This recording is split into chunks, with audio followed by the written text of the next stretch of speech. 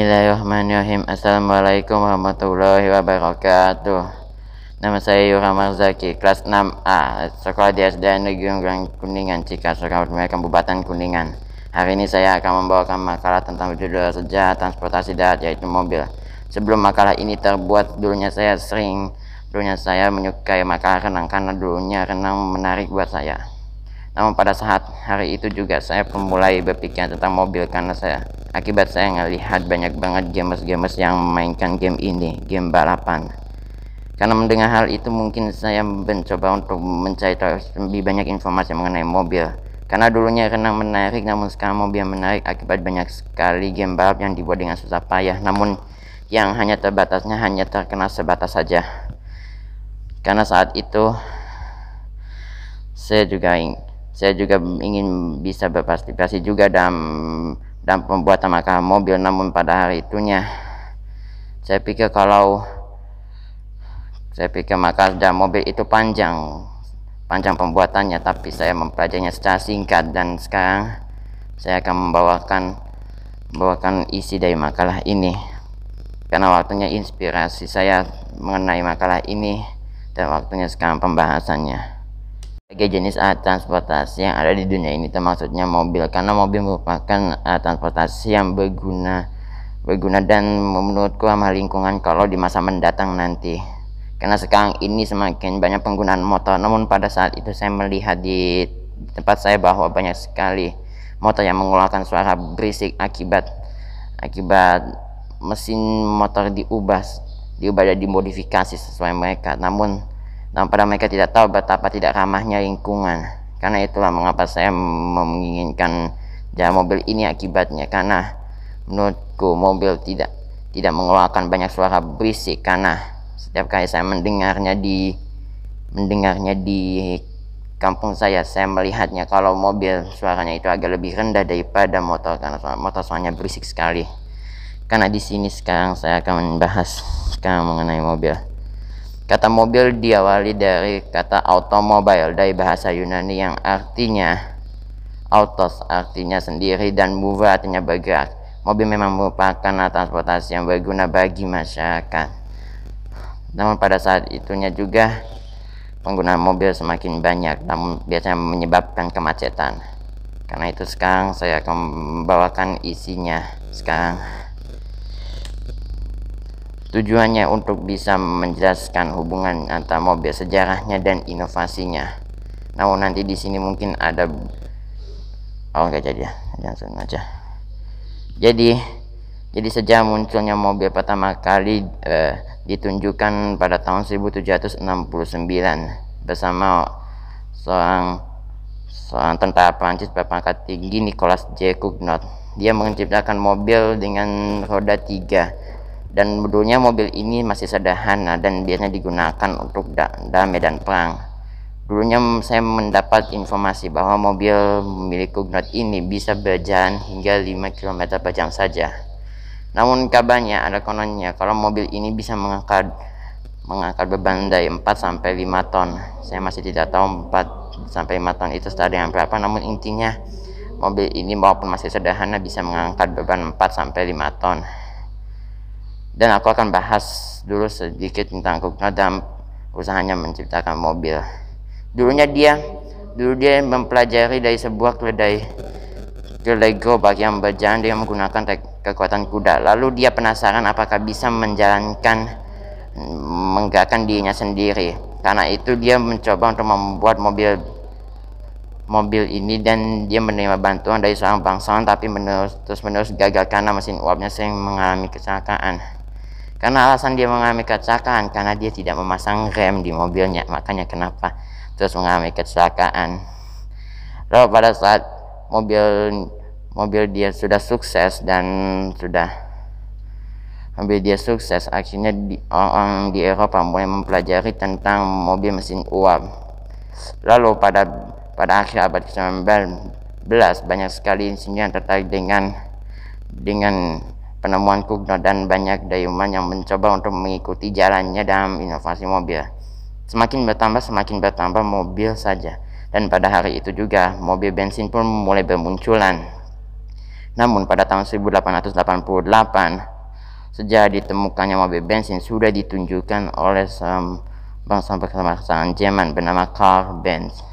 Dia adalah orang yang pertama kali membuat mobil bensin ini, padahal mesinnya ini sudah dia uji dan gagal ratusan kali, namun dia tidak menyerah dan terus saja ingin mengembangkannya. Dan pada hari itu juga akhirnya penemuannya sukses, walau sudah ratusan kali gagal, namun dia tidak menyerah.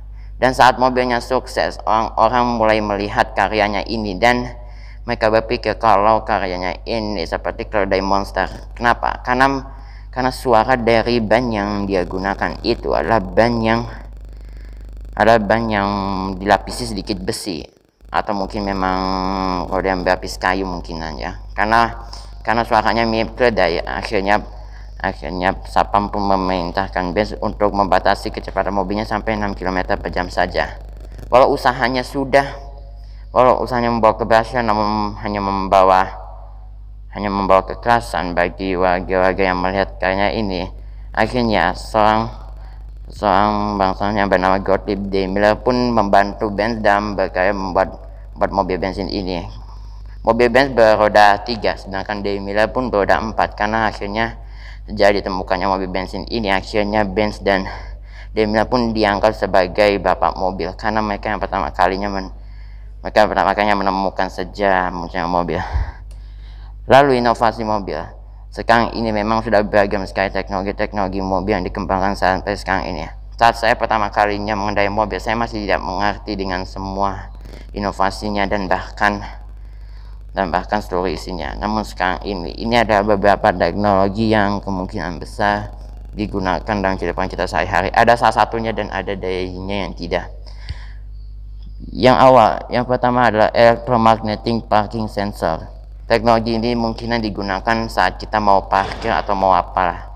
Karena sensor ini mampu memberitahu kita setiap objek yang ada di belakang, depan, samping, kanan dan pada saat kita mau parkir, maka mereka akan memberitahu objek apa aja dan kita pun harus mematuhinya agar kita biar selamat.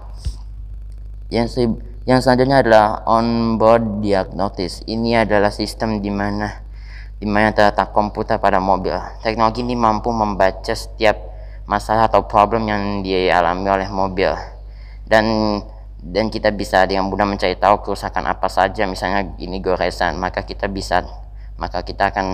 komputer ini akan memberitahu cara perbaikannya dan kita bisa memperbaikinya dengan cara yang diberikannya.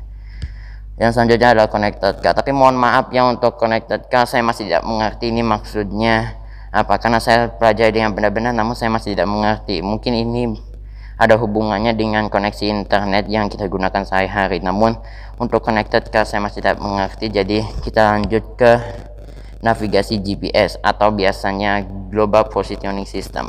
Mungkin dari kita memang udah menggunakan sistem GPS ini ya dalam kehidupan kita sehari-hari.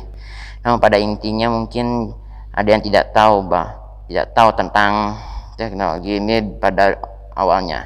Memang pada tahun 1900-an memang sudah beragam sistem navigasi satu GPS ini. Bahkan para tentara militer di Amerika Serikat pun mencoba untuk mengganggu sinyal GPS dan melacaknya. Kenapa? Karena dibutuhkan agar bisa melacak musuh dari sinyal GPS ini. Pada awalnya hanya dibutuhkan oleh para militer. Namun pada tahun 2000-an ini terbuka untuk umum setelah Presiden Amerika Serikat Bill Clinton memerintahkan militer untuk tidak mengganggu sinyal GPS dan melacaknya secara acak. Sekarang ini GPS sudah digunakan dalam kehidupan kita sehari-hari. Apa ada yang menggunakan sistem GPS dalam penggunaan mobil? Tidak ada. Atau ada, ya udahlah, serah. Yang selanjutnya adalah mobil hybrid. Nah, ini mungkin ada dari kalian yang tidak tahu tentang mobil hybrid atau udah ada yang tahu lah sekarang. Tapi di sini saya akan jelaskan tentang hybrid. Jadi hybrid ini adalah mobil yang akan ada di masa mendatang nanti. Namun pada masa mendatangnya ini, mobil ini menggunakan dua jenis energi. Pertama, mesin pembakaran internal dan motor listrik. Kedua energi ini saling digunakan saling bergantian agar meningkatkan efisien pada mobil. Maksudnya, dengan menggunakan dua jenis energi ini bisa menghemat waktu pengisian, jadi tidak khawatir akan habis habis energinya karena menggunakan dua jenis energi. Ini mobil ada di masa mendatang karena saya sudah mempelajarinya dalam mencari informasi lain lewat buku atau lewat internet lah. Yang selanjutnya adalah hands-free Bluetooth. Ini mungkin saya juga tidak tahu ya semuanya, namun menurut saya kalau hands-free Bluetooth ini mungkinan bisa digunakan, contohnya seperti ini. Saya mempunyai contohnya. Dan jika kita menyalakan HP dari Bluetooth dan kita mengaktifkan musik dan kita menyalakan Bluetooth, mungkin mobil akan menerima koneksi Bluetooth tersebut, karena saya juga mempelajari kalau menggunakan headphone mungkin tanpa kabel menggunakan Bluetooth mungkin bisa mengaktifkan suaranya dan akan muncul di handsfree. Namun mungkin kalau kepada mobil mungkin bisa juga, karena mungkin mobil juga dipasangkan handsfree Bluetooth, karena tulisannya handsfree atau mungkin yang headset, mungkin menurutku itu mungkin bisa mengirim suara ke mobil.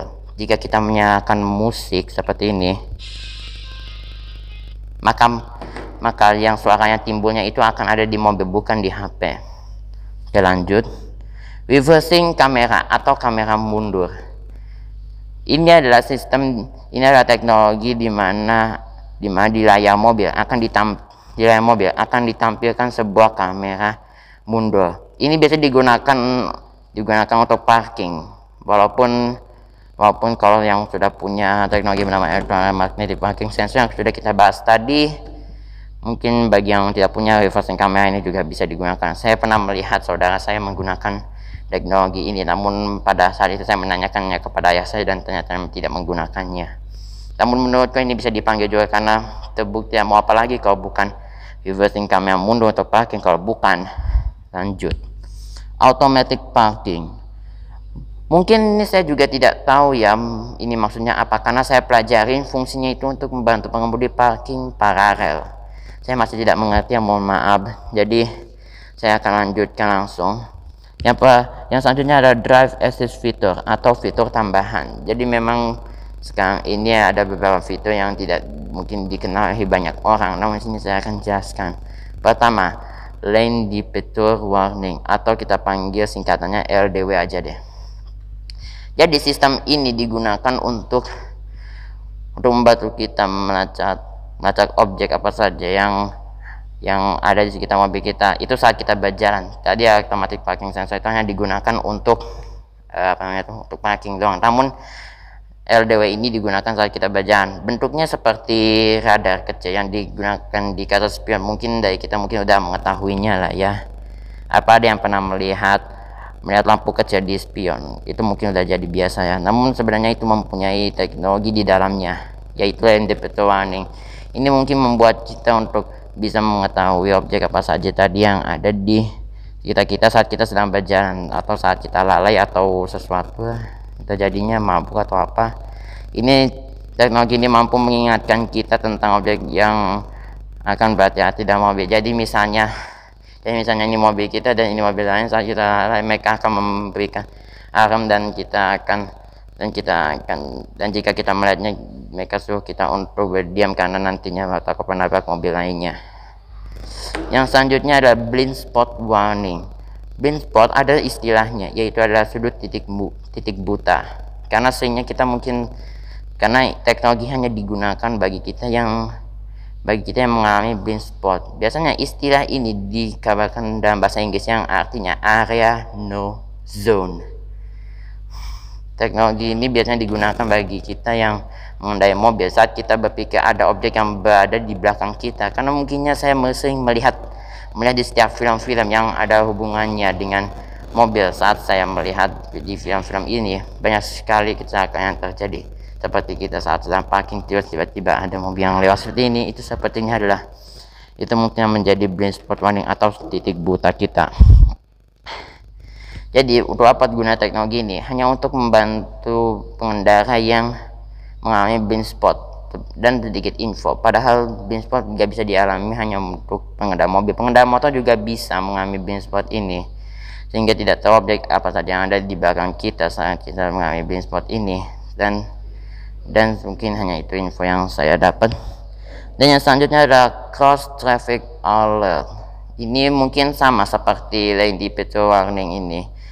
Namun mungkin menurutku ada beberapa teori yang saya dapatkan dari teknologi ini sama menurut saya, karena saya melihatnya ini bisa mengacak objek yang berjalan di sekitar mobil kita, yang terutama belakangnya menjadi blind spot tadi ya. Atau mungkin menurutku cross traffic outlet ini mungkin sama dengan lane di petrol warning dan blind spot ini. Teknologinya ini mungkin sama, namun mungkin cross traffic outlet ini mungkin ada bedanya lagi. Kalau kalian mau tahu, cari tahu sendiri saja. Segitu dulu. Dan yang selanjutnya adalah Telsa Autopilot. Nah, ini teknologi ini mungkin buat kalian yang suka naik pesawat pasti, atau nonton film-film pesawat pasti sudah sering ngeliat kan kalau pilot menggunakan teknologi autopilot ini agar mereka bisa istirahat dan bersantai gitu ya. Nah, pada saat ini juga teknologi ini diklasifikasikan ke dalam mobil. Gunanya agar kita bisa santai dalam mengendarai mobil dengan mengaktifkan teknologi Telsa Autopilot ini. Dengan begitu kita mungkin bisa berkendara tanpa khawatir akan terjadi kecelakaan, karena Telsa Autopilot sudah digunakan dalam kehidupan kita sehari-hari. Itu mungkin untuk luar negeri ya, karena saya sudah melihat-lihat di luar negeri banyak sekali beragam teknologi yang sudah digunakan dalam mobil. Apalagi Indonesia yang belum bisa menjadi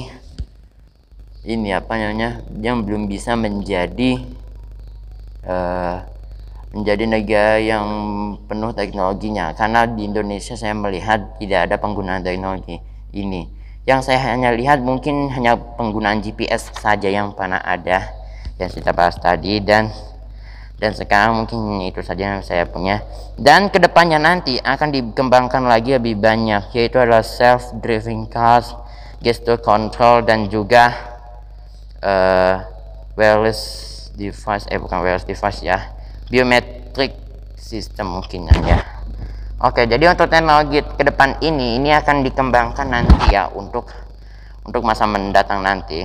Untuk self driving car saya tidak tahu itu gunanya buat apa, teknologinya saya tidak tahu, mohon maaf lah.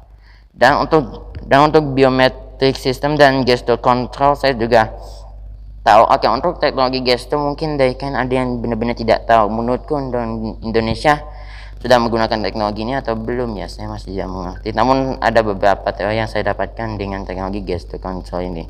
Jadi gesture adalah teknologi di mana kita membantu menyalakan mobil tanpa harus menggunakan kunci mobil atau bantuan jari kita. Cukup hanya dengan menekan jari melakukan gerakan-gerakan ini.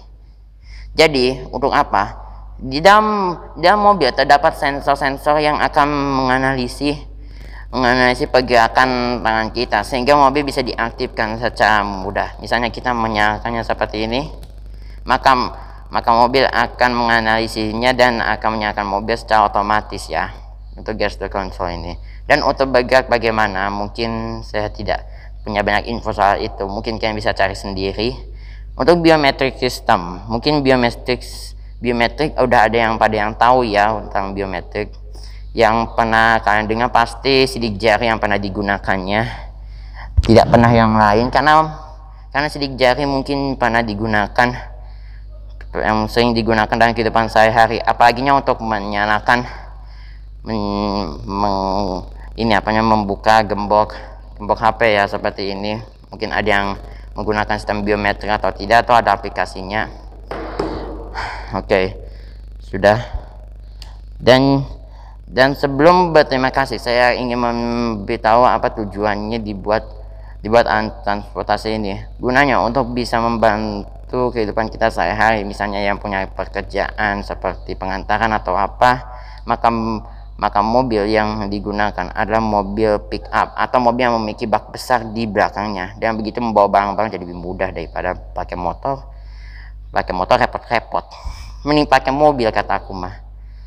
Lalu mobil juga bisa memuat lebih dari satu orang, bisa saja 3, 4, atau 5. Ya intinya begitulah. Dan ada lagi, ini juga sering digunakan dalam mobil dan model-model mobil lain. Oh ya, Setelah tujuan-tujuan itu, saya ingin jelaskan satu lagi, yaitu adalah mode-mode mobil sebelum kita berterima kasih. Tadinya itu sebenarnya belum lah. Sekarang mode-mode mobil yang harus kalian ketahui. Saya punya beberapa model mobil yang saya kenal dari dulu sampai sekarang. Di awal tahun 2020 saya sudah mempelajari, dan di tahun 2021 saya mulai jelaskan. Pertama, ini mobil dengan model mobil sport atau mobil balap yang sering kalian lihat di balapan Formula 1. Tapi mungkin buat kalian balapan udah gak menarik lagi. Namun balapan menarik buat saya. Pada balapan itu lebih seru. Namun Indonesia hanya bisa mengeluarkan kemampuan bermain bola dan lainnya. Namun saya sebagai generasi muda juga ingin bisa berpartisipasi dalam perlombaan balap mobil, karena saya sangat suka sekali dengan mobil. Karena itu saya ingin mengikuti balapan Formula 1. Dan untuk model selanjutnya setelah mobil sport tadi yang saya jelaskan, mobil selanjutnya adalah mobil hatchback. Oke, mungkin ada dari kalian yang udah tahu hatchback jenisnya kayak gimana. Namun menurutku kalau hatchback itu pintunya yang dibuka ke atas, atau mungkin pintunya empat pintu lah ya, yang sering kita lihat dalam kehidupan sehari-hari. Mobil yang ada di luar sana itu menurutku mobil hatchback ya. Dan yang selanjutnya adalah mobil coupe. Oke, mobil coupe adalah mobil yang hanya memiliki 2 bangku saja. Biasanya mobil ini hanya sering dipakai oleh Pak Gojek atau Pak taksi gitulah yang sering dipakai. Tapi taksi kan berkursi 4 seperti hatchback. Namun mungkin ada yang 2, ada yang 4. Saya nggak pernah lihat. Saya hanya menaiki taksi sama sekali saja, karena saat itu saya sedang pergi jalan-jalan dan berwisata oleh keluarga saya. Yang selanjutnya adalah mobil yang dimodifikasi, disebut tuning car. Jadi mobil ini kita modifikasi dengan strip atau mungkin detail dan warps and lights. Jadi warps and lights itu apa? Jadi warps and lights itu adalah stiker atau mungkin hiasan yang dihiasin dalam mobil. Jadi misalnya seperti ini dengan tulisan I'm Speed Hunter atau mungkin Vivos dan lainnya, dipasangkan ke dalam mobil untuk bisa membuat mobil jadi lebih bagus tanpa kita khawatir untuk berkendara. Jadi ini gunanya hanya untuk menghias doang, nggak ada guna lain. Gunanya hanya untuk menghias doang dan memperbagus mobil doang, doang. Dan yang selanjutnya adalah mobil yang digunakan, yaitu adalah mobil RV. Nah, ini mobil RV. Mungkin dari kalian udah ada yang tahu lah tentang mobil RV. Nah, sini saya akan bahas tentang mobil RV, bagaimana anak-anak membahasnya. Jadi mobil RV adalah mobil yang digunakan untuk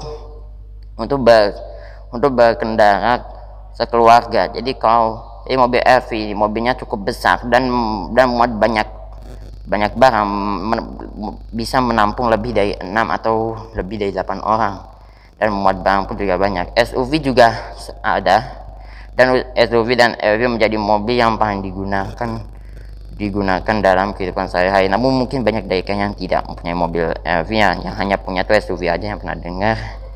Nah, pada saya juga mau sih punya SUV, tapi nggak apa-apa lah.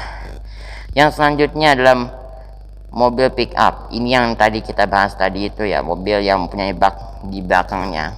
Ini mungkin udah banyak yang tahu tentang mobil ini, karena di Indonesia juga beragam mobil-mobil itu di kehidupan kita sehari-hari. Sama kita lihat saat kita sedang di luar atau apa, mungkin pernah melihat jenis mobil ini. Ya, jadi ini fungsinya hanya untuk memuat barang saja. Namun biasanya saya sering melihat ada banyak sekali anak-anak atau para remaja yang naik di mobil ini. Entah mereka mau kemana, apa mereka mau cari hiburan, atau mereka mau ngakuin hal-hal yang terlarang mungkinan.